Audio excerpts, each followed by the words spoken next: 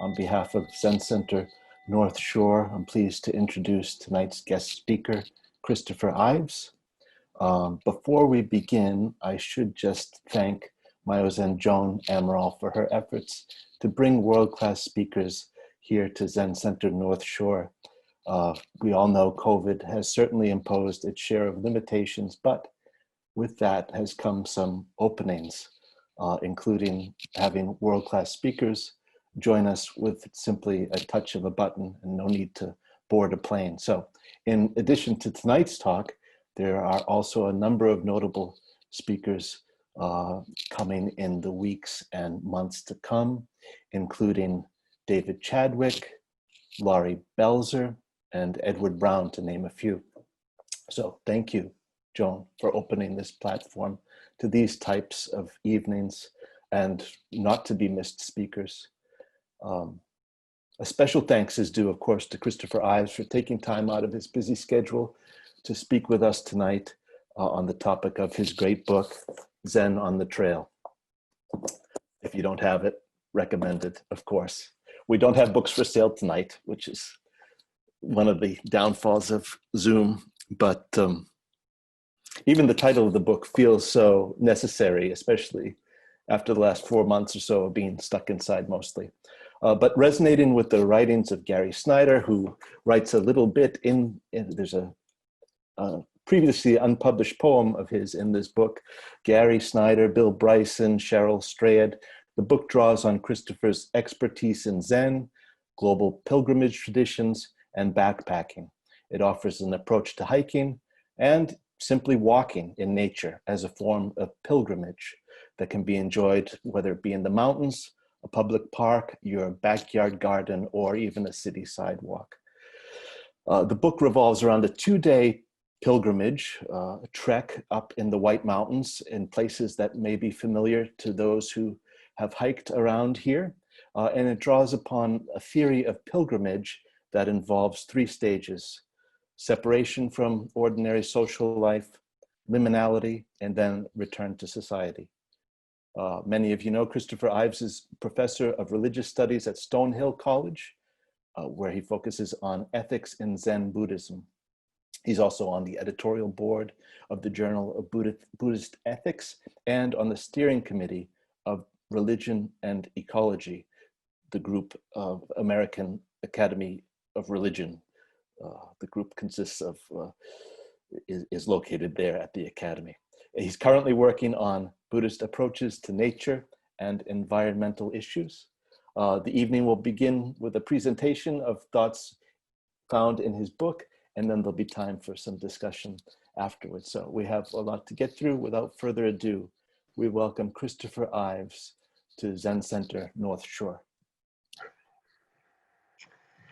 Well, thank you, Craig, for that wonderful introduction and for orchestrating this event. And also, I want to say thank you to Joan and Zen Center North Shore for hosting this and being our venue for tonight. And I want to thank all of you for being part of this.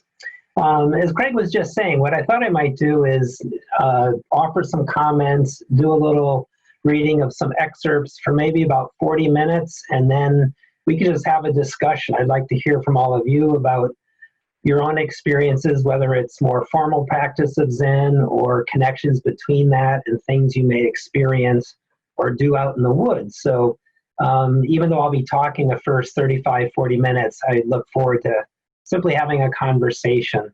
And I know we're all leading busy lives. I was in several Zoom sessions today. Maybe you were as well. So you may be a little zoomed out for the day, so please do take care of yourself if you need to leave the session and collect your wits. But in any case, yeah, Zen on the Trail is my first non-academic book, and maybe the first question is, why did I write it? I grew up in a small town in northwestern Connecticut, and as a kid, I spent most of my days out in the woods, fishing, hiking, messing around with my brothers and other kids, playing hide and go seek and things like that. And my dad was the local scoutmaster. So from the time I was about 5 or 6 years old, I was the mascot and got to go hiking with the older kids and my dad up in that corner of Connecticut As you probably know, the Appalachian Trail cuts through that corner of Connecticut and then comes up through Sheffield and the Great Barrington area into Massachusetts. So I was blessed with lots of trails as a kid. And basically, that was all before any contact with Buddhism. After graduating from high school there in Connecticut, I moved up to the north edge of the Berkshires to Williamstown, where I was an undergraduate and first experienced Buddhism and Zen practice. And then basically, from the time I graduated in 1976 and headed to Japan, I've continued my practice of Zen and my love of hiking and backpacking. So I wrote this book a few years ago, about 5 or 6 years ago, as I was starting to approach age 60. And in many ways, I wrote it for myself because I wanted to see on paper and by writing, actually getting clear in my own mind, connections in my own life between my study and practice of Zen, my lifelong love of hiking and backpacking, pilgrimage traditions and world religions, especially in East Asia. I lived in Japan a total of about 6 years, 5 years originally, and then 3 other years all told. And while I was there, I was very interested in pilgrimage to sacred mountain traditions. And so the book basically pulls together, my love of hiking, my practice of Zen, this interest in sacred mountain pilgrimage traditions. And in the book, there's a little bit of reference to life in New England and making some connections there. Basically, to be more specific, I wrote the book to take stock of how my study and practice of Zen may have colored what I do and what I experience on the trail over the years. And then I was also curious, there's not that much about this in the book, but I've thought at times about how growing up in New England, even though it felt for me as sort of a hippie kid in the 60s in a small, fairly Republican town with conservative parents, New England always felt very constrictive to me. But over the years, both in my time in Japan and later, I realized how, even though I thought I was leaving and in some cases rejecting parts of New England, it really is in my bones. Thinking over the years about how my love of weathered barn siding and lichen-covered rocks and stone walls and that kind of dry, almost sort of an Andrew Wyeth aesthetic, ultimately very much is in sync with Japanese aesthetics.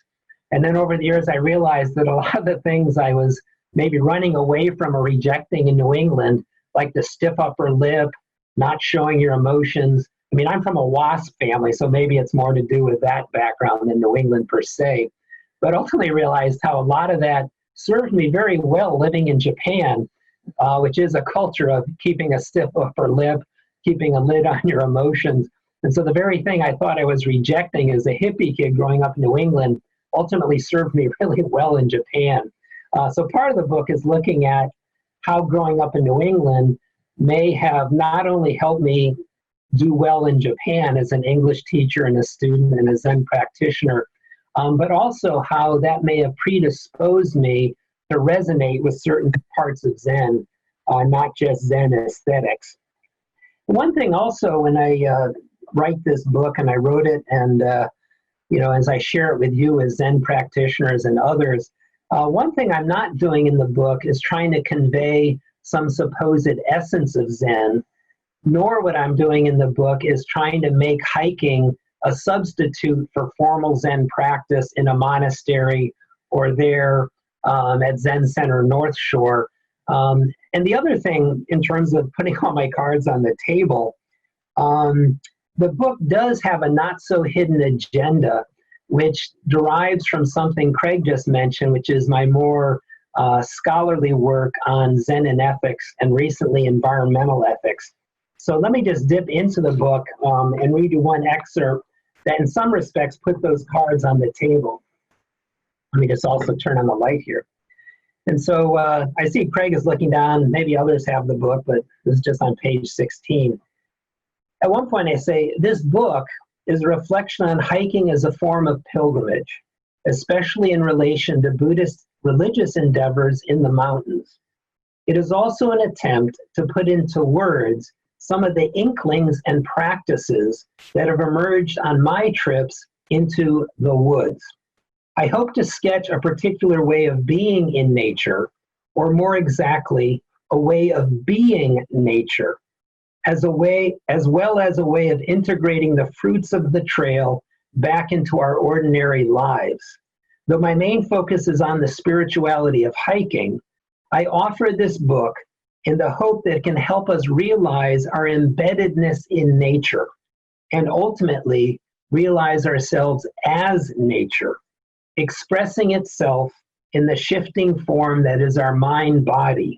As we hike in the Alaskan wilderness, walk down the street in Boston, or travel along other stretches of our lifelong pilgrimages in this vast and beautiful world.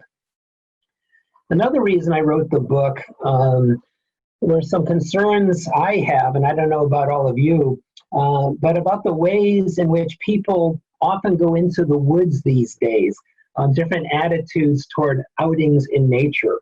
So let me just read that to put those cards on the table as well. This is on page 51. A lot of us seek natural places to prove something, to show how brave and tough we are. Now, granted, there could be some gender issues here in terms of men going into the woods, but in any case, you'll hear people say things like, quote, "We hiked 25 miles that day with an elevation gain of 6,000 feet." Or, "A few kilometers from Chamonix, I did a 512 with some dicey overhangs." Or, "She thru-hiked the Appalachian Trail in record time." Or, "I bagged 3 peaks this afternoon." Nowadays, nature serves many people as a place to build up the ego, not as a place to let go of it. In another spot I write, and for Craig, yeah, this is on page 89 if you want to follow along with me.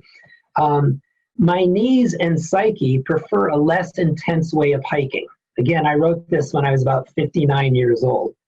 They want me to practice what I preach and make sure my hike isn't some test of strength and stamina, but rather the simple act of being fully in a place. That, not a summit, is my goal: to go slow, to feel my aching body, and to pay attention to what I'm seeing, smelling, and hearing. I may not get more than a mile up the path. I may spend most of the day just sitting on one rock or gazing at a single sight. Ideally, my focus is not on how close I'm getting to my destination up the trail, but on how close I'm getting to what's around me. It's about tapping in, not topping out. Or in one other spot, by directing our attention to how we hike as opposed to where we're headed, and taking as our goal sitting quietly in a beautiful spot rather than summiting a gnarly peak, we can begin to shift from ego-driven doing mode to spirit-filled being mode, from proving something in nature to exploring how we are nature. The path here is about how to be in a place, any place, fully present in and as nature. And so the question then, of course, is what kind of hiking facilitates this being in a place, being fully in a place, as opposed to being driven to prove something or to accomplish something out on the trail? In other words, how can hiking be a spiritual activity, a kind of pilgrimage? And one thing that's always interested me, and this is coming not so much as a hiker or a Zen practitioner, but as a scholar of religion, is something that Craig mentioned a minute ago, and this is the theory of an anthropologist, Victor Turner, who looks at certain rites of passage, like initiation rites, where Aborigines might take pubescent, it's usually boys, again, we can have some gender issues here, but pubescent kids out into the outback for certain types of initiations, or as other types of extended rituals, people going on the Hajj to Mecca.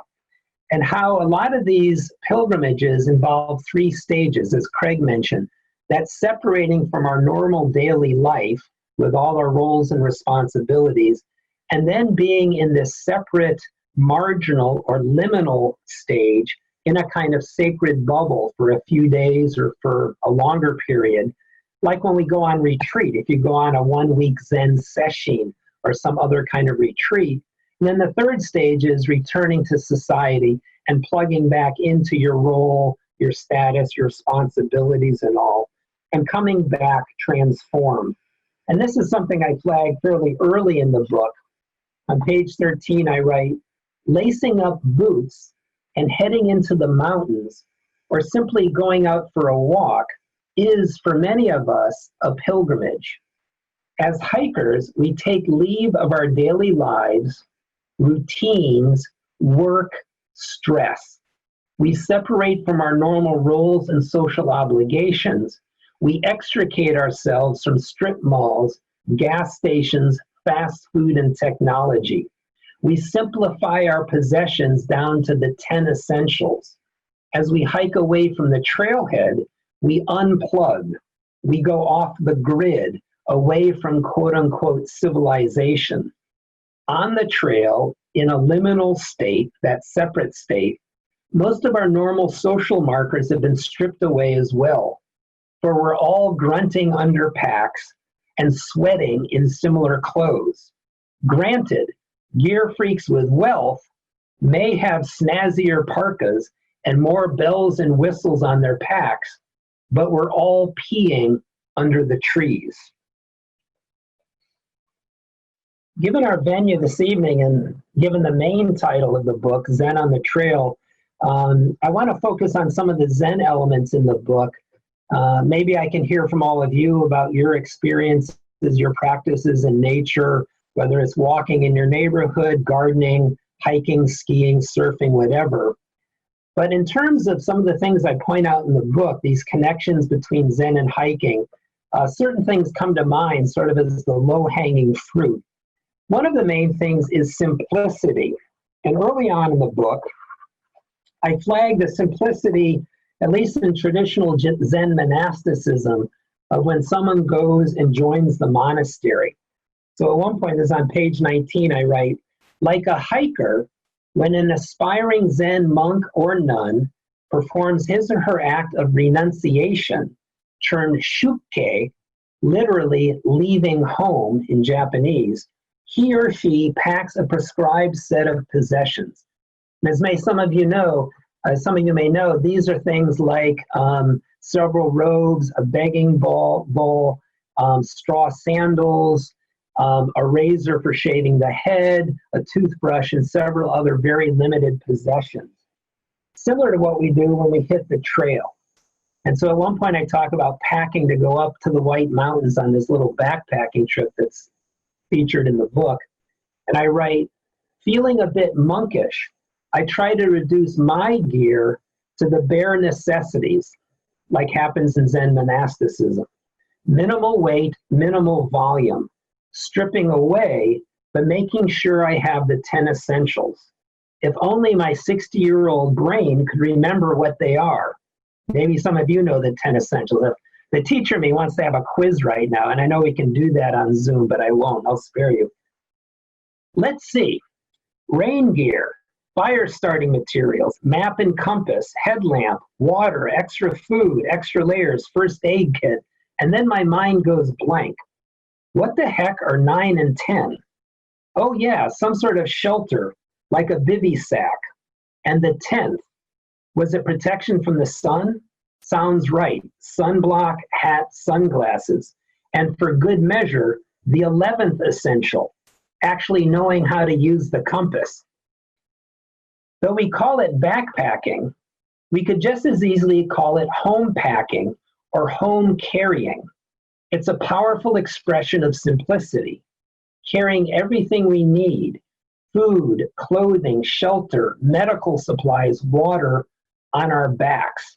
Someday, I want to empty a backpack next to the contents of an average American home. Another thing I mention in the book that I find is a striking connection is the physicality of hiking and Zen practice, including the pain. And there are a few comments I make in the book about that topic. Another connection, and I'm sure you're making connections in your own minds here, is the importance of paying attention, whether it's paying attention to the breath in Zazen or paying attention to the trail. At one point I write, long ago, Yunmen, who was a 9th and 10th century Chinese Zen master, purportedly admonished his disciples, if you sit, just sit. If you walk, just walk, but don't wobble. When I hike, I try to focus on each breath and each step one at a time. If I notice that I'm worrying about work or daydreaming about something back home, I bring my attention back to what I'm doing with my body. Just this breath, just this step. I twist fewer ankles this way. Thoreau wrote that his reason for retreating to a cabin in the woods beside Walden Pond was to live deliberately. When I set out on the trail, I try to hike deliberately. And this paying attention connects to another aspect of Zen practice, and this may be a term you're familiar with. It originates from Dogen, the 13th century Soto Zen master in Japan. In Japanese, the expression is gujin, G-U-J-I-N, and basically what this two-character compound means is pouring yourself into the action at hand. Just like in Zazen, we try to give ourselves to the breathing. When we notice we're going off in thought, we return to the breath, keep returning, and pour ourselves into that basic act of breathing on the cushions.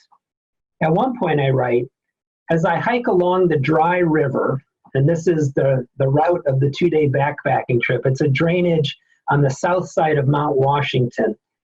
And so as I hike along the dry river, I direct my attention away from education debates back on campus and toward the rocks on the trail and sensations in my legs. My quads are swelling. My feet are starting to get hot, and I give myself to the act of walking. In this way, hiking provides an opportunity to practice what Dogen, the founder of Soto Zen in Japan, again in the 13th century, calls gujin, the act of pouring yourself completely into what you're doing, whether breathing in meditation or sweeping, raking, wiping verandas with wet rags, and other forms of samu, S-A-M-U, the Japanese expression for labor as meditation around the monastery. On the trail, give yourself to the physicality of hiking, to breathing, to taking steps with full attention, to maintaining a slow and steady pace.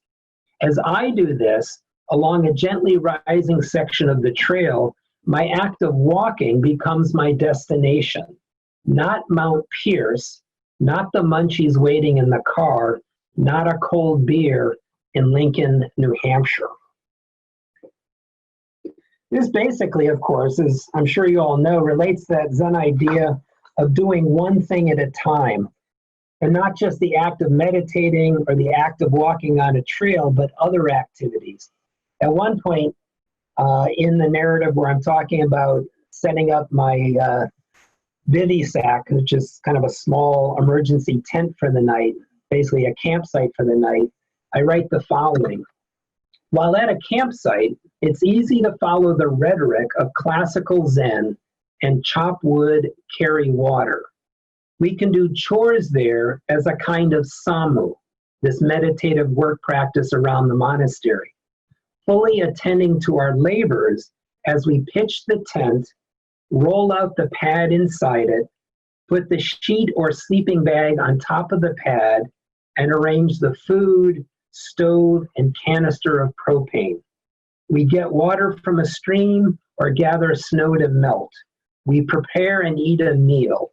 Just this.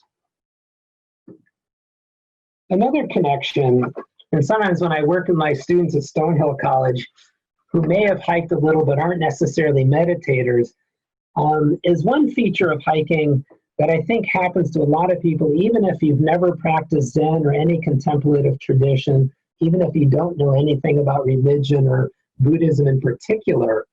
And that's basically the shift that can happen I'm sure with all of you in meditating or when you're out walking or kayaking, surfing, whatever, is that shift from thinking to awareness, from scattered, cluttered monkey mind to more of an open, spacious sky mind.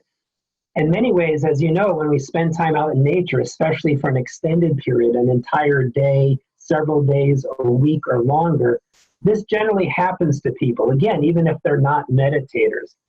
At one point I write, as we hike, we start to attend more to the roots undulating across the trail and the way the sun hits our forehead. Challenges along the path sharpen our attention. A boulder to scamper over, mud to step around, a stream to cross on slick rocks. In this way, the quality of our focus shifts from fixating on thoughts and worries to paying attention to what's happening around us. Basically, our mind is getting somewhat emptied. What may open up is a calm, attentive awareness, free from obsessive thinking and worrying. And when thoughts do arise, they pass through us, like how a cloud, a bird, or a falling star passes through the sky.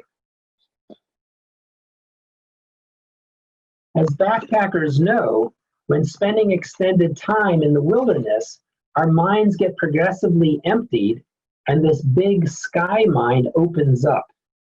With our normal frenetic consciousness quieted down, we pay better attention without even efforting to do so. In one respect, when our minds get emptied or somewhat emptied, at least temporarily, we get filled by whatever we experience. As Dogen, again, this 13th century Zen master, famously put it, to learn the self is to forget the self. To forget the self is to be confirmed by the 10,000 things. There is no felt sense of being apart from the sunset, the sound of a warbler, the smell of mud emerging through the spring thaw. Though it usually lasts only for a moment and no words can capture it, we might be inclined to exclaim, in that moment, I was the sunset and the sunset was me. This experience is what Dogen terms the dropping off of mind and body. And this connects to another aspect, a related aspect of Dogen's thought. It's this term genjo, which can mean manifesting or presenting itself or presencing. And at one point I write, on the trail, as our minds get emptied and our senses get tuned, perhaps with a good dose of endorphins, we also start to see things more clearly. With our analytical mind quieted, no longer reaching out to things and in effect grabbing onto them, things come to us. With our minds more like a mirror than a hook, things appear to us doing their thing, in what Buddhists call their suchness. In Dogen's parlance, we experience genjo koan, the immediate presencing of each thing. In its exuberant flowering, leafing, gurgling, scatting, or chirping, each thing is manifesting itself in its distinctiveness. Mount Rainier rises up above the wildflowers in Spray Park. A leopard slug leaves a veneer of slime along a wet nurse log. A dry canyon land of bark extends up along the trunk of a Douglas fir. Here in the Whites, alpine heather reaches out with delicate mauve flowers. One other thing that I find kind of interesting is some of the connections between what we do when we backpack, especially with other people, and certain facets of Zen and larger Mahayana Buddhist ethics. I won't get into it too much, but at several points in the book, I talk about the 6 perfections in Mahayana Buddhism. Some of you may be familiar with these. The importance of precepts, of giving, of persevering, of energy and of sort of mindful meditative concentration and wisdom. And at one point in the book, I'm sort of playing with, these sort of virtues or perfections of generosity, of restraint and following the precepts, in that exertion of oneself. And ultimately, these are all part of the bodhisattva path. But in the book, I'm relating some of that to sort of the ethics of hiking. At one point, I also talk about what are often referred to as the four main virtues of Zen-influenced Japanese tea ceremony. And I don't know if you're familiar with tea ceremony, but in that tradition, there's a lot of talk about, in effect, the four cardinal virtues of respect, harmony, purity, and tranquility. One other thing I find interesting, and some of you may be familiar with this, in Zen, you'll hear people talk about leave no trace. In Japanese, it's an expression, mu seiki. Mu means no, and seiki means trace. And this is something that I find interesting, especially as some of you may know, given the fact that backpackers often follow 7 main principles of leave no trace backpacking. So at one point I talk about that sort of hiker's ethic, which has nothing to do with Zen. As you may know, those 7 principles of leave no trace in backpacking have to do with preparedness and carrying out waste and trying not to disturb the site where you're sleeping, etc. Which is slightly different than, but also overlapping a bit from leave no trace in the Zen tradition. So let me just read you one little section here. Many of us find relief in working out, playing the piano, and pursuing hobbies to which we can devote our full attention. They are our sanctuary, an effective way of granting ourselves at least a temporary break from worries. And when we immerse ourselves in a favorite activity with passion, we burn clearly and cleanly. In this way, we leave no trace, though not simply in the backpacking sense of choosing campsites carefully, pooping appropriately, and carrying out all our trash, including, in the case of ultra-purists, the poop. I'm thinking of what Zen means by leaving no trace. Again, this idea of mu seiki, which has less to do with one's physical surroundings than with pouring oneself into an action and then moving on to the next action without residual attachment to outcome or accolades. Zen master Shunryu Suzuki, and some of you might be familiar with that classic Zen Mind, Beginner's Mind. In that book, he once said, quote, "When you do something, you should burn yourself completely, like a good bonfire, leaving no trace of yourself," close quote. In other words, do things one at a time, with focus, and move gracefully through your day without breaking things. Show up each moment with no investment in making your mark or trying to prove something. And with as much savvy and compassion as you can muster, just do what needs to be done and then let go. There are a couple other things in the book related to the connection between Zen and hiking, but I'll leave it at that for the time being. The book is 10 chapters, and by the end of chapter 8, I'm pretty much back off the trail. And then in the 9th chapter, I devote some time to thinking about, just like in traditional formal religious pilgrimage, where pilgrims talk about bringing boons or certain benefits back from their pilgrimage, whether it's a little vial of holy water from Lourdes in southern France, maybe something from the town of Mecca after completing the Hajj, maybe a little Buddha statue, or something, Hindu prayer beads coming back from a pilgrimage to India. And so in the 9th chapter, I put a little time and energy into thinking about, what are the benefits of backpacking? What are those things you bring home that aren't necessarily unlike what we might bring back home after a week of Zen practice on retreat, or just an evening session like we're doing tonight, And so at one point, I think a little bit about what it's like to come back, and not just what we bring back, sort of the benefits of spending time out on the trail in a meditative mode, but also what some of the challenges are when we try to reintegrate.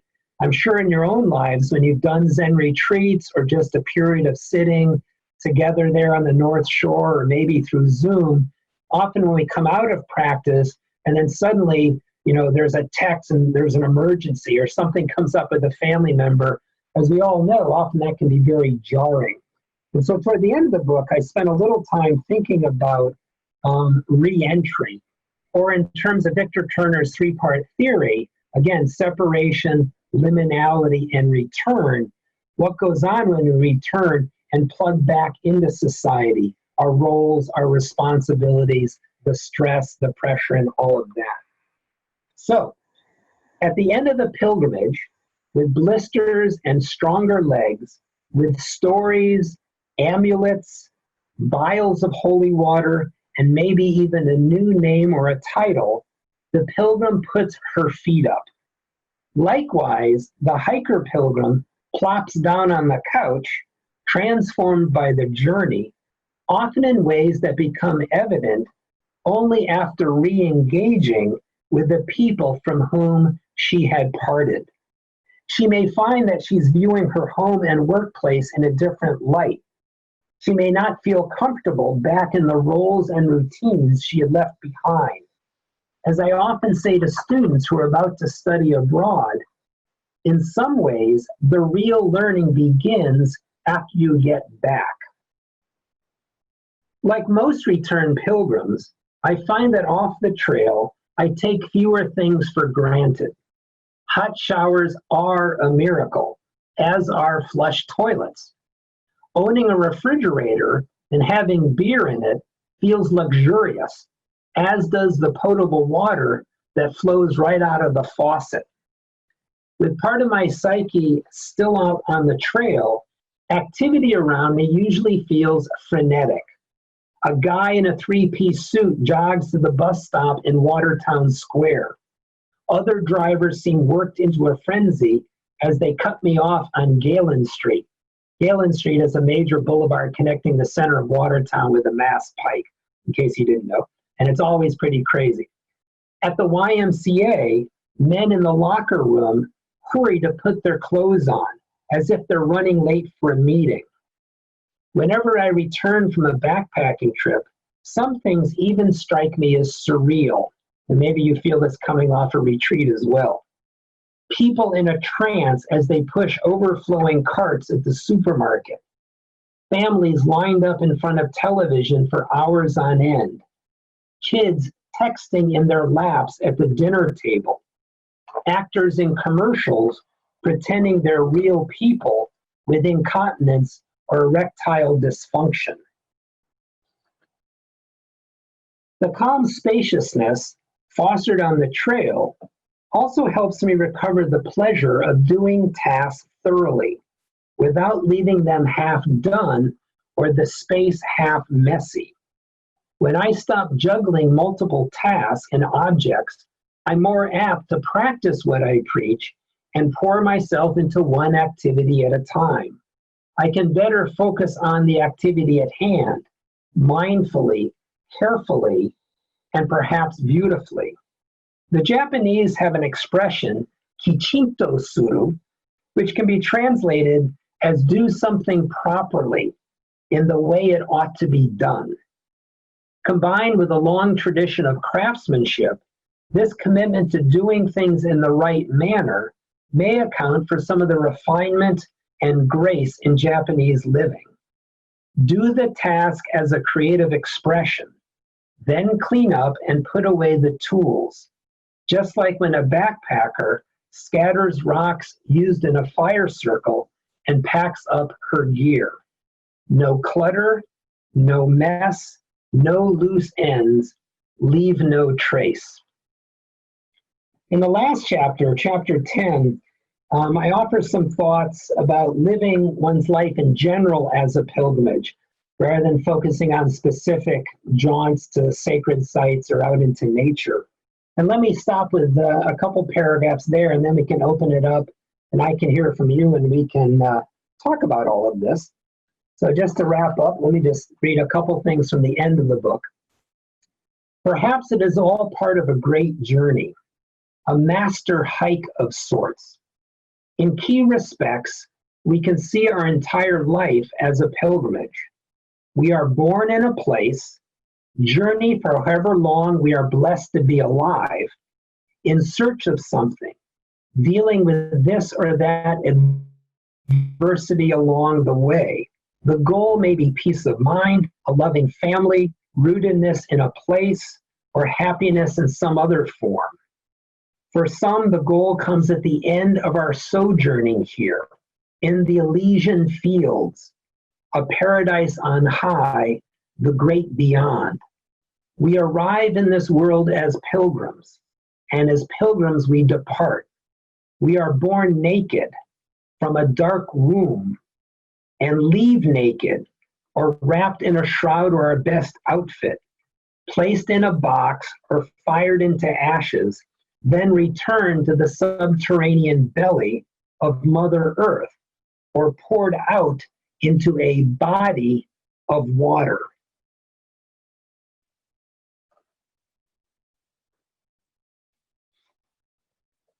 For the pilgrim on this journey, Einstein's teaching rings true. It is not that there are no mysteries left in the world, but that the entire world is a mystery. We are the restless spirits, the seekers with a lust for exploration, traveling light with fear and trembling, reverence and awe, and an 8-ounce bottle of Pepto-Bismol. Our peripatetic journeys may never end, even, I assume, beyond the grave, but we walk on pilgrimage. Each day, down the street or on the trail, and across the planet into the far reaches of our psyche, wandering, sensing, taking it all in. Thank you.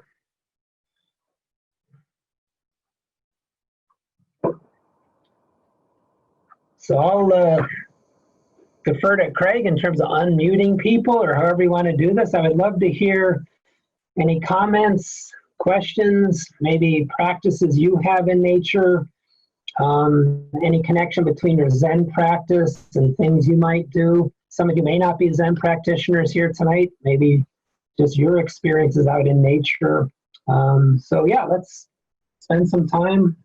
Got a good half hour, and I'm willing to stay on longer if we get excited.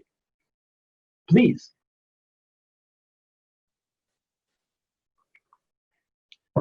Yeah, Craig, do you want to be the recognizer of people and unmute them? I saw Nancy's hand go up. Yes, yes. You could be our host. Yeah, I don't know if I have the power to unmute, but I think we can each raise our hand and mute. But thank you so much, Christopher, and you hit on a lot of familiar names and brought in a host of folks that we know about fairly well here in terms of Dogen and Suzuki Roshi. So really, I don't want to take much time right now, but thank you very much. It was really pointed right in the right direction here to this Sangha. Thank you. So I'll just recognize people as I see you. Hopefully I won't miss people. Nancy, go for it. Can you hear me? Yes, I can. Okay. Thank you, Christopher, very much. My head is spinning in so many directions. I love it. I mean, it's just so, it was so integrated, and I love approaches that are like that. They're not just linear. It was just richly developed. I kept thinking about this time that we're in right now, and seeing all kinds of connections between it and a journey and, you know, Zen-like qualities that we might achieve during this period of social distancing, having to spend a fair amount of time navel gazing and whatnot. But I was wondering, from your perspective, what you see. Do you see, I'm sure you do, connections between this time as being sort of a pilgrimage for human beings in general. It's so funny that you say that. This past semester at Stonehill, I was teaching 2 sections of a required first-year course. Stonehill is a Catholic college, as you may know, and like Catholic and other colleges, there's a core curriculum requirement for a religious studies course. And I actually teach it as a world religions course thematized around pilgrimage. And my upper level course last semester was on Buddhism, nature, and environmental ethics. And as we basically during our spring break, the second week in March, when, as you know, the pandemic really, revved up, especially here in Massachusetts, we switched to online teaching for the second half of the semester. And so with all of my students in both of those courses, the first year students have been thinking about pilgrimage. The others were thinking a lot about Buddhism in the upper level course. And we had a lot of discussions about social or physical distancing for my students pretty much back home, and some of the themes in the course. The short answer, maybe the easy answer, after I worked up a document for my students, sort of taking stock of some of the things they said, some of the ideas I had about, moving through the pandemic with some kind of mindfulness or, trying to, not freak out. I actually wrote it up, and it was published by Tricycle. If you ever go to the Tricycle website, they have a blog they call Trike Daily, so Trike. And I had it titled Pandemic Practice. They changed it to Alarming Truth, sort of riffing on the Four Noble Truths. And so the easiest thing would be to say, go read that. But a couple of things that jumped out at me, was the importance, for example, I do is you'll see, if you go to that, you'll see some of the themes that are in the book or my comments tonight. But a few of the things I mentioned, at one point I talk about going into the Whole Foods here in the one town over in Newton, Mass, and certain practices I do that you all may do.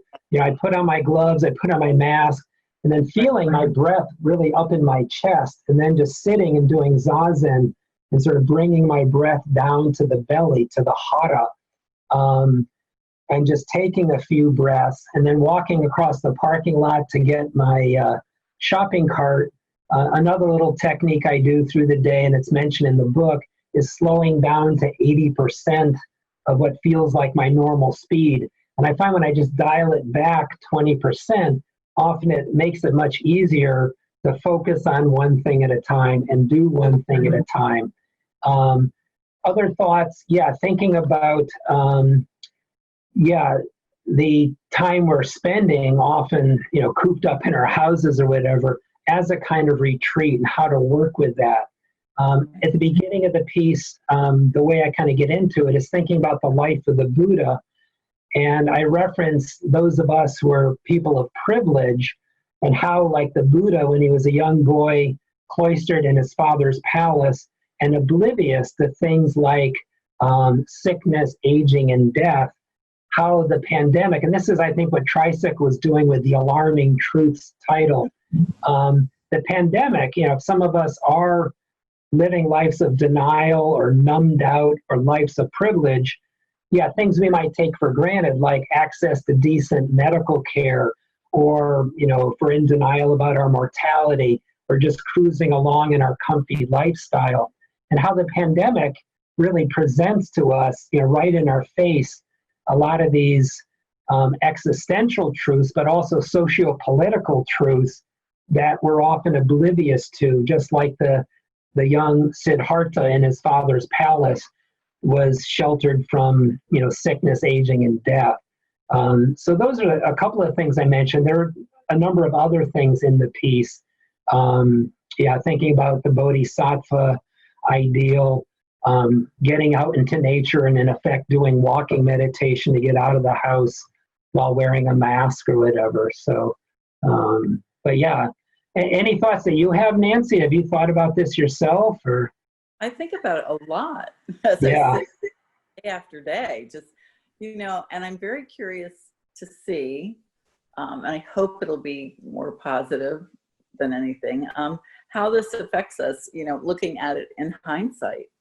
It's going to be amazing to see how, even something like students taking online classes, from K through 12.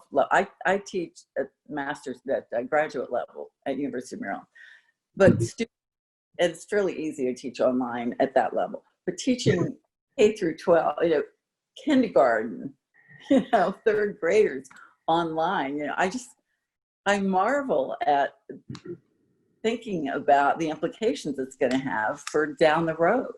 Yeah. All kinds of implications, not just the use of technology, and how I think we're going to get used to it and be much more accepting of it than we've ever been. Once we've been forced to see, my humble opinion, how well it can work if it's done properly. Yeah, that's one thing I touch upon toward the end of this little piece, and I'm sure all of you thought about this, like you were just saying, Nancy. What will be the long-term effect? Even though there's going to be long-term horrendous, economic impact on a lot of people, small businesses, people's health, on and on. On the upside, to what extent will this be transformational?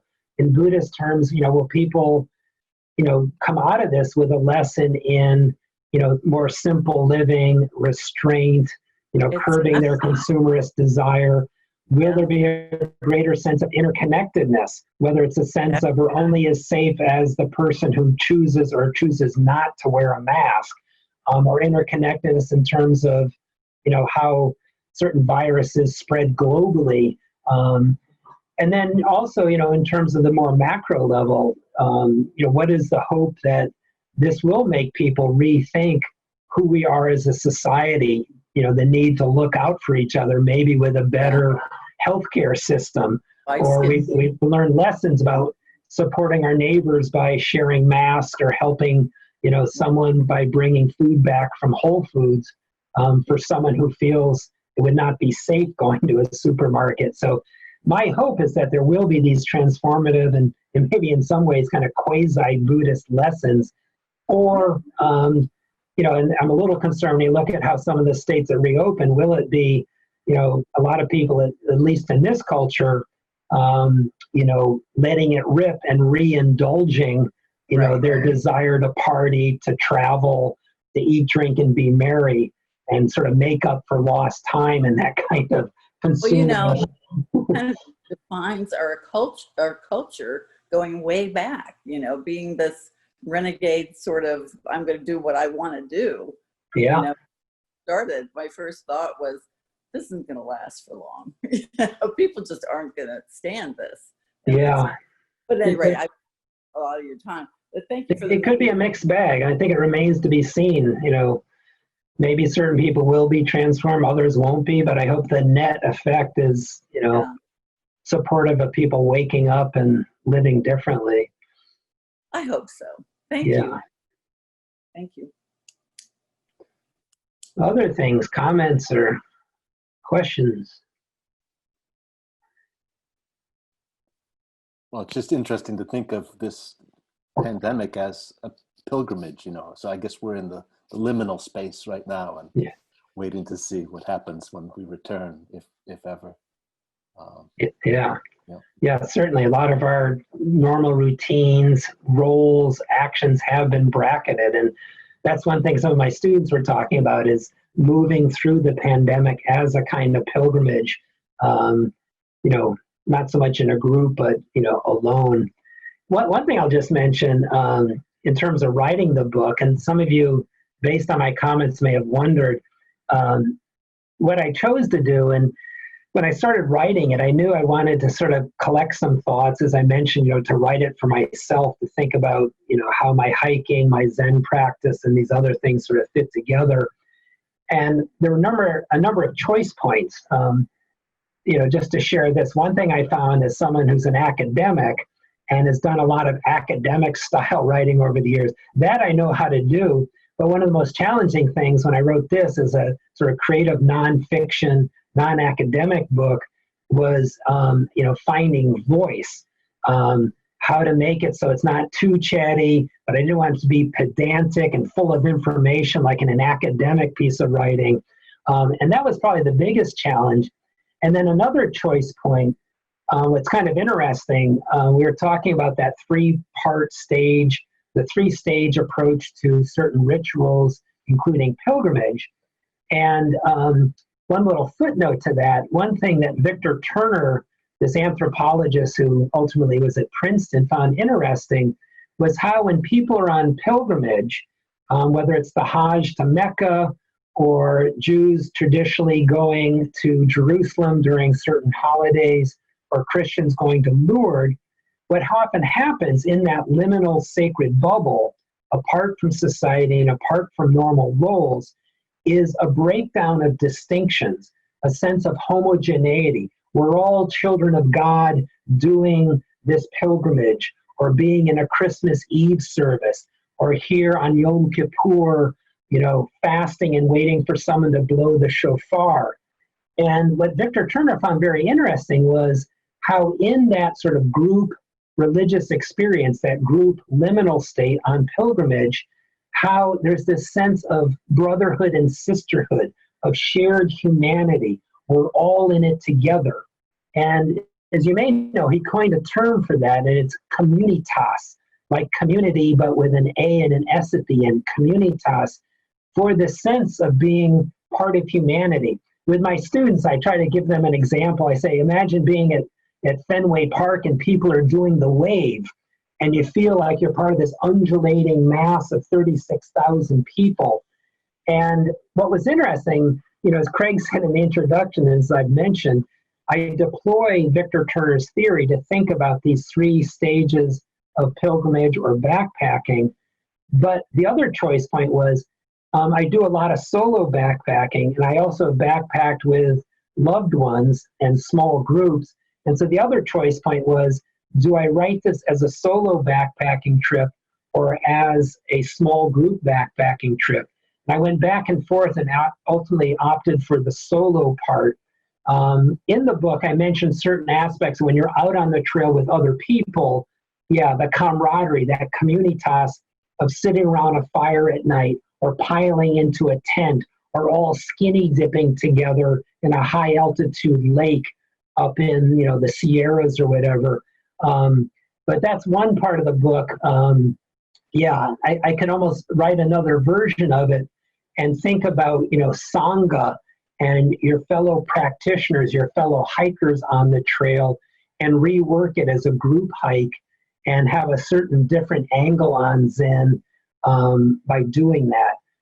I sprinkle that into the book, but I ultimately decided to make it a solo backpacking trip because I thought it'd be easier as a non-creative writer to push the narrative forward if I were the only person walking along.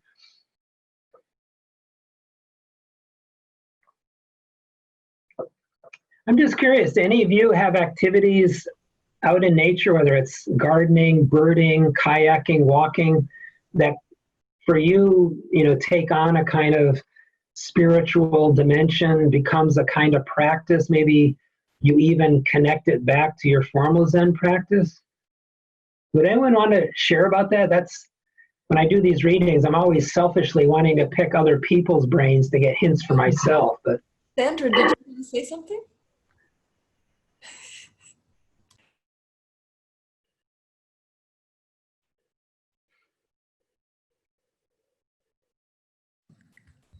there you go. You're unmuted.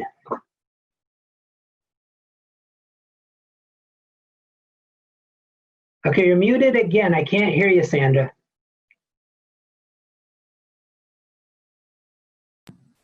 There Okay. you go. All right.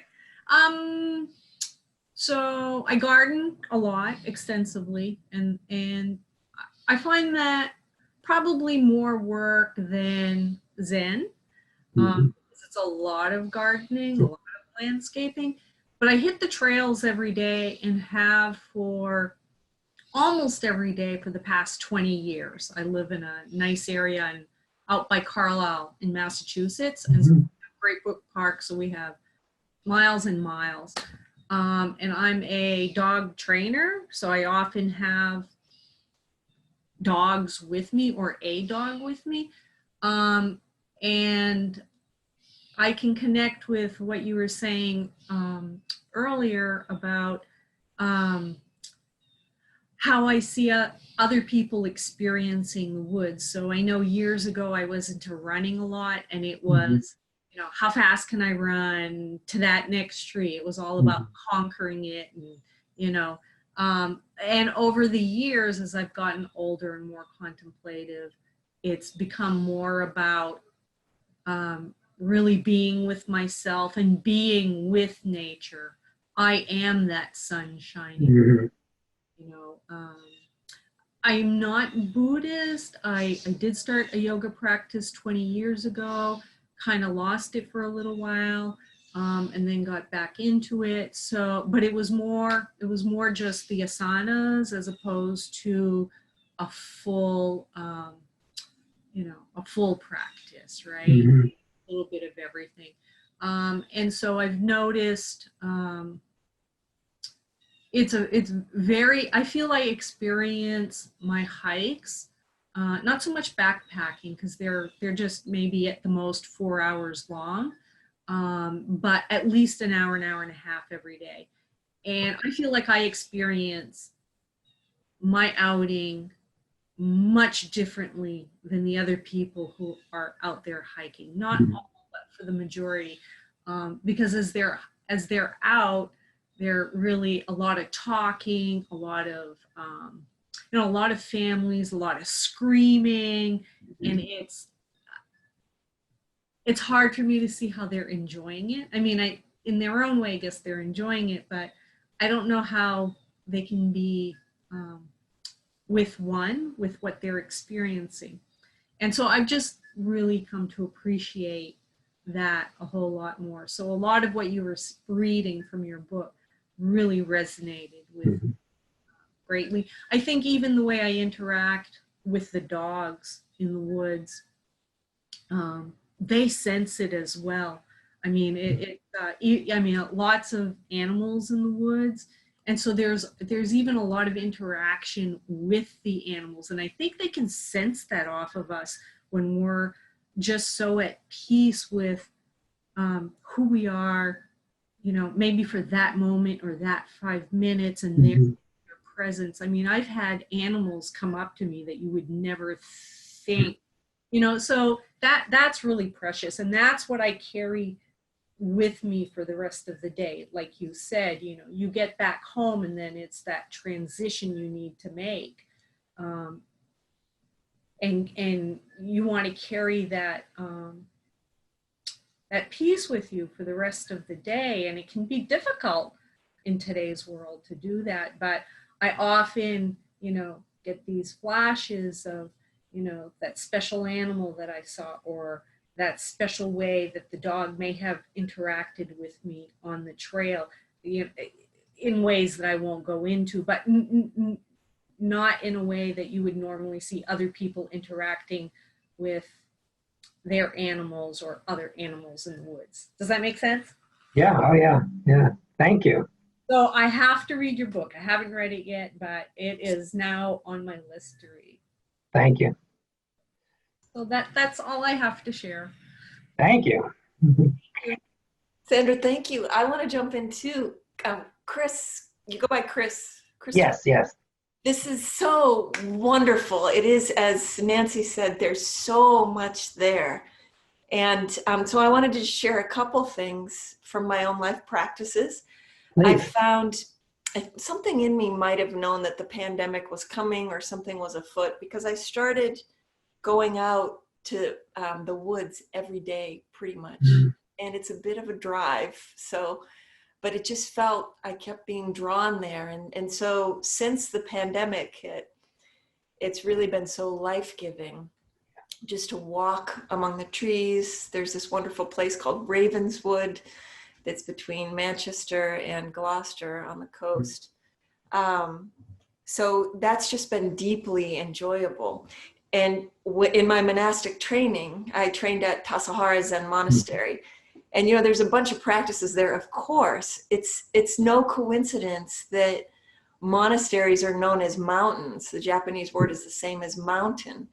And so you're trained by the natural world as much as you are by the abbot, and the teachers, trained by the critters. And, mindful practice is just walking on a trail and making sure you don't run into a rattlesnake or you avoid poison oak,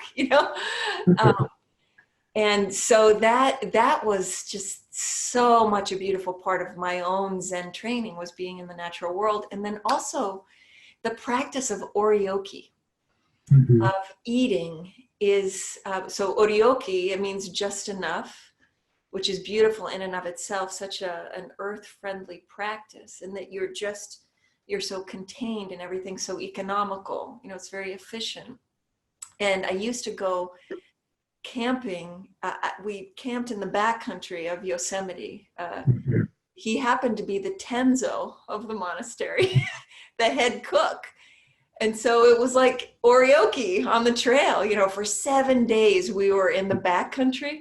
And, I'll tell you, I was the thing that I was most excited to see when I got back from the backcountry back into Yosemite Village was a trash can. Just unload my back. 7 days of trash. Anyway, I just wanted to share that. And, the sacred sites, that's a whole other talk. Now that we're in the age of Zoom, maybe would you come back and just share Sure. Yeah. the practice of sacred sites? I would in that. Thank you. Yeah, one thing that's interesting in both what you said, Joan, and what you said, Sandra, you're both talking about walking. I was mentioning the low-hanging fruit. Obviously, one of the pieces of the low-hanging fruit is walking meditation, or kinhin in Zen, and hiking or walking along the path. And at one point in the book, I do reference that. And I don't know if I give any instruction for doing kinhin. One thing you may be interested in, Wisdom Publications over here in Somerville wanted me, after I told them about a retreat I had done based on the book at the Berry Center for Buddhist Studies. One of the choice points when I wrote Zen on the Trail was, do we have a couple appendices with some guided meditations? And the only real guided meditation in the book as it stands is about 1.5 pages where I kind of give Zazen instruction for sitting beside the trail. And as it turned out, after I did this retreat at the Berry Center for Buddhist Studies, what I pitched to Wisdom, I said, if we have a second printing of Zen on the Trail, can we add those appendices? And they said, no, why don't we create a companion book? And that is almost done. It'll be called Meditations on the Trail. And that will be about 25 guided meditations. And very much front and center in that piece is walking meditation. And I don't know about you all, since I wrote the book, if I had a chance to really go back in and add some stuff, one thing that I've been thinking about a little bit when you think about, formal Zen practice, including walking meditation, or walking out with our dog, or walking in the backcountry of Yosemite, is the act of walking. And what is it about walking? As some of you know, and this isn't necessarily Zen where we want to kind of slow down our thinking mind, but a lot of great philosophers and religious sages kind of did their best thinking while walking. You probably have heard that, like, the great German philosopher Immanuel Kant went for walks every day, or Jesus walked around Galilee, preaching as he went. I actually have a little file where I'm tracking all the sort of main thinkers in the history of humanity who did a lot of their thinking while walking. Or in our case, as Zen practitioners, slowing down and letting go of thinking while walking. But either way, whether we're thinking about things or letting go of thinking about things, I find myself recently thinking a lot about rhythm, the rhythm of walking, or at a much slower pace, the rhythm of breathing while doing zazen or yoga, the rhythm that you get into when you do chanting, the rhythm of drumming, and a lot of shamanistic traditions, as you probably know, drumming and that rhythm often accompanied by dancing as a way to induce certain types of trances or altered states of consciousness. And so one thing I've been thinking a lot about is, how, unless you're scrambling and on a really steep or slippery or, trees over the path section of trail, how when we get into the rhythm, walking our dog or hiking or backpacking or just walking through our neighborhood to clear our heads while we, survive the pandemic, the effect of rhythm on human consciousness. I think if I completely redid the book, I'd probably add a page or two about that. And I don't know if you all ever think about that, but how walking meditation, and especially when we do very slow keen, and in some cases sync our breathing, breathe in as you lift up the foot, breathe out as you place it. And then with the next foot, breathe in as you lift it out, breathe out as you place it. Getting into the rhythm of walking and breathing in sync with each other and what that does to human consciousness. So I don't know if any of you have any thoughts about that, whether it's drumming, dancing, walking. Yeah, please go for it. I see your hand going up. I see your first initial is A. I don't know. Sorry, Ms. Terrell. for some reason I can't rename myself, but Chris, it's Amy Terrell. I just Hi, wanted Amy. to say hi. I was at your retreat at the Berry Center last year, and I had signed up for this one this past spring. And so it's such a small world to see you and be able to connect. But And you look familiar. And Craig tipped me off that you would be in this session. And I was looking at you earlier saying, yeah, I think that's Amy. But anyway, go ahead. I was all bundled up at your retreat and had all my rain gear because it was a wet weekend. But it was, you led a beautiful retreat. And one of the meditations that I took away from that was a meditation with the trees. Yeah. And the oxygen and how we're all interconnected and being nature. And I thought that was really powerful. And so the idea of a companion book, I think is wonderful. And that is one of the meditations that will be in that book. And for those of you who are wondering what we're talking about, I mentioned this in passing in Zen on the Trail, but someday you may want to try this. I don't know about all of you, but when I walk down the street or walk through the woods, I don't really get that the space around me is not a void. There are gases there, the gases that we breathe. And even when the breeze pushes those gases against my face, I don't really get a sense that there's something of mass hitting me. If I were a competitive cyclist and I knew about drafting behind the bike in front of me, I'd probably have a better sense of how the air around us or the space around us is stuff. It is gases that have some weight and density. And so, one thing I find helpful when I'm out in the woods sometimes is to pause.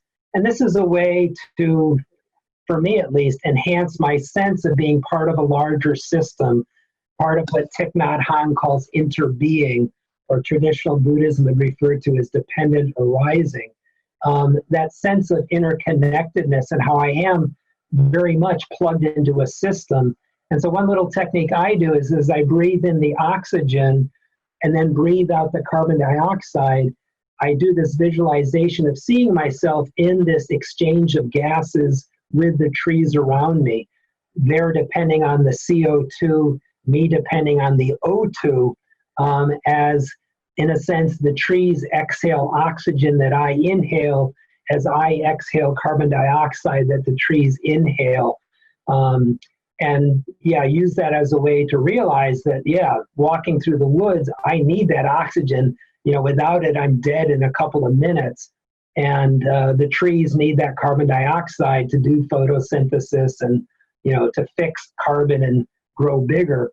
And so I find that's a handy little meditative practice to more experientially realize interbeing, or as you heard in my reading, what I refer to often as our embeddedness in nature as nature. So thanks, Amy, for flagging that. And I'm glad that worked for you when we were together in Barrie a year ago. Yeah, that was great. Thank you, Chris. Yeah, thank you. Other things.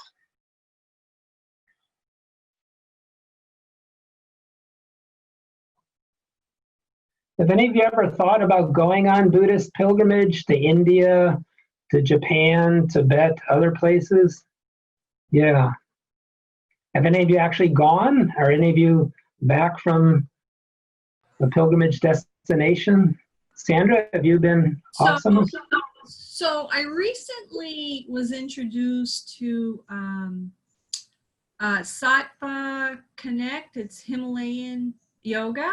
So the guru is in Rishikesh, and they lead an online, he's opening up his teachings online because the technology is there now. And so that has been very, very, it's been awesome. That's the piece that I've been missing for a long time, the teachings, right? And for a while, I was really thinking about wanting to do a pilgrimage to India. And it was really interesting. He actually did a wisdom talk one day on doing the pilgrimage, and that for a lot of people it's possible and sure come. And then he said for a lot of people it's impossible. And then he went on to talk about personal pilgrimages, and this is a time of personal pilgrimage, and went into how we could experience that, you know, and that everybody's going to experience it differently, but he got into it.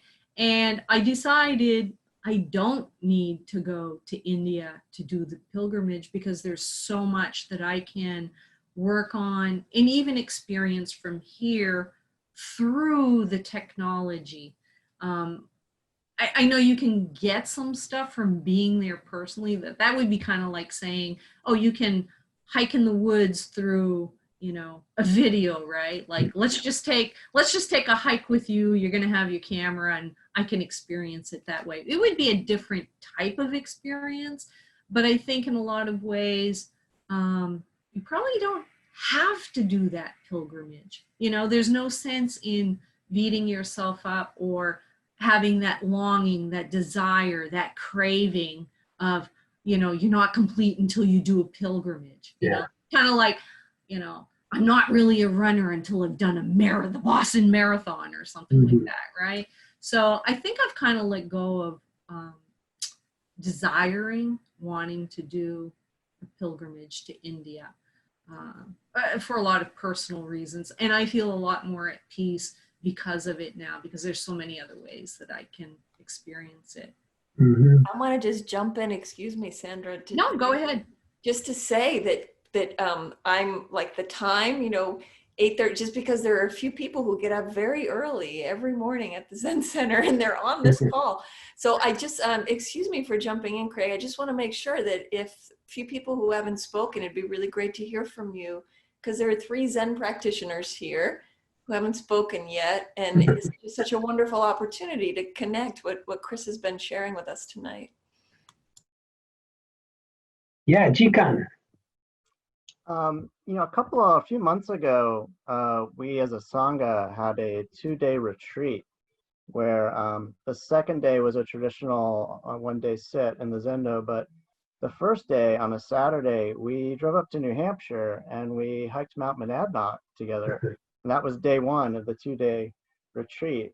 And definitely what I experienced on that day, on that retreat, was some of the things that you read that were in your book. There was very much a sense of, you know, on the way up there, you're fixated on the mountain. You know, that's sort of the destination. Oh, we're going to the mountain, going to Mount Monadnock, and you're looking on the horizon. Who's going to see it first? Is that it? No, that's not it. Is that it?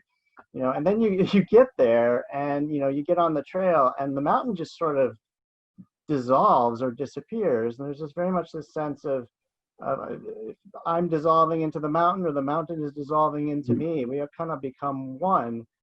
And there's, especially on, you know, Monadnock's a moderately strenuous hike. You know, there's quite a few places where you have to be scrambling, and you really do have to slow down and focus very sort of intently on every single step that you're making, especially on the way down. Your full awareness just kind of comes into, where am I going to put that foot down, and where do I have to put my hand over here, and really everything else, all the sort of thoughts in your mind just kind of go away because you're fully sort of engrossed in this whole body task of getting down the mountain. It was a wonderful experience. I hope you do it again. Yeah. Great. I know some of Yeah. us here were there. I know Emily was there and Joan was there. Yeah, I mentioned earlier, part of what I was doing in writing the book was thinking about how my upbringing and being a little kid in the woods and the Boy Scout mascot may have set me up to sort of resonate when I first encountered Zen.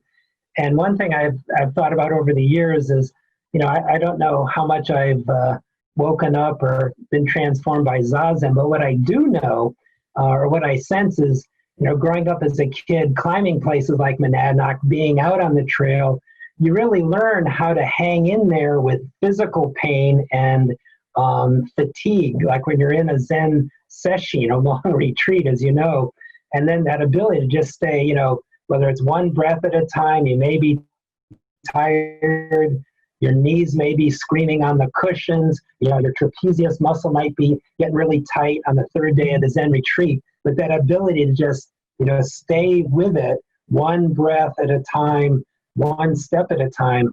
And I think, being a kid who maybe through hiking learned a kind of perseverance or a certain kind of ability to hang in there, breath by breath in pain, I think in some ways served me well over the years doing Zazen.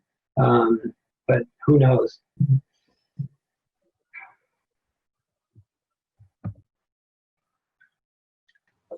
Hey, Chris, thank you so much for being here. I know we're running short on time. I think, though, quickly, I'm just really appreciative of your bringing the paramitas and the precepts. And I'm studying the precepts with Joan, and I know, we have several on the call actually who are. And I just really appreciate that connection to nature and the precepts, and they folded those two together. I mean, I think for me, the more I've found as I work with them in my own life, they really feel so, I don't know, I guess the word would be organic or natural, that mind of Zazen. I don't want to harm nature. I don't want to harm a tree. It feels so, it's such a natural offshoot. I mean, obviously there are guideposts that have to be practiced, but I feel as if they're to bring me in alignment with that natural order of things that's, really beyond what we would call morality in some way. Yeah. So I'm appreciative that you brought that in tonight, and I would love to, talk a lot more about that right now, but I think I just want to express appreciation for that. And, I'm even thinking like, Jikon, the Rakasu, right, with the rice fields on it, right, that natural organic quality to that. I'm appreciative of that. Thank you for being here. Yeah, thank you for sharing that. I mean, that was very beautiful what you just said about the precepts, coming to feel natural. That's a really beautiful way of putting it. Thank you.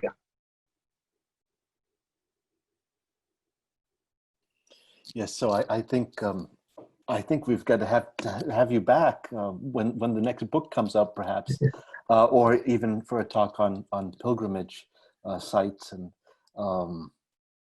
this was really wonderful, and thank you very much for coming here and logging into our Zen Zoom, and perhaps you'll be back. We mentioned David Chadwick and Ed Brown, so there's a lot of wonderful people coming here lined up for the future, and we'd love to see you again in one way or the other. Okay. But I'll be in touch with you by email and over the weekend, if not before. But thank you very, very much for your time and talk here tonight. Well, Chris, I just want to say, Craig, thank you so much for facilitating this, for making possible this wonderful guest. Chris, it's just beautiful to meet you, and I'm so glad that all of you could be here tonight. And I also wanted to say, if you would please make a donation. The Zen Center is run on donations. You can go back to the homepage and just click donate. Zelle is the best because they don't take anything out. And we wanted, Craig, maybe if you could check in with Chris after, because we'd like to make a donation to some group that you would recommend that's, you know, supporting human beings being on trails, or supporting the maintenance of trails, or something that you might think would be a good group that we could donate to in your honor. And just as a way of thanking you so much for being here. Yeah. And thank all of you. This is very enjoyable. And basically, this is something I often say to my students thinking about interconnectedness. You know, I have a connection now with all of you, and I hope we can continue this conversation. My email address is just cives@stonehill.edu. And so down the line, if you have some major epiphany on a hike, or minor epiphany, or you see a cool article or a book and you want to talk about it, do stay in touch. So I just see this as a start of our relationship, our interconnectedness. Hopefully someday I'll be able to get on the cushions and actually sit with you in person and be part of your Sangha, or maybe, through Zoom again. And who knows, maybe we'll run into each other out on a trail someday. So thank you, everybody. Be safe. Bless you. It was a very rich evening. Thank you. And thank you, Craig, for orchestrating this. Thank you, Joan, for making your Sangha and your Zen Center available. Good night, everybody.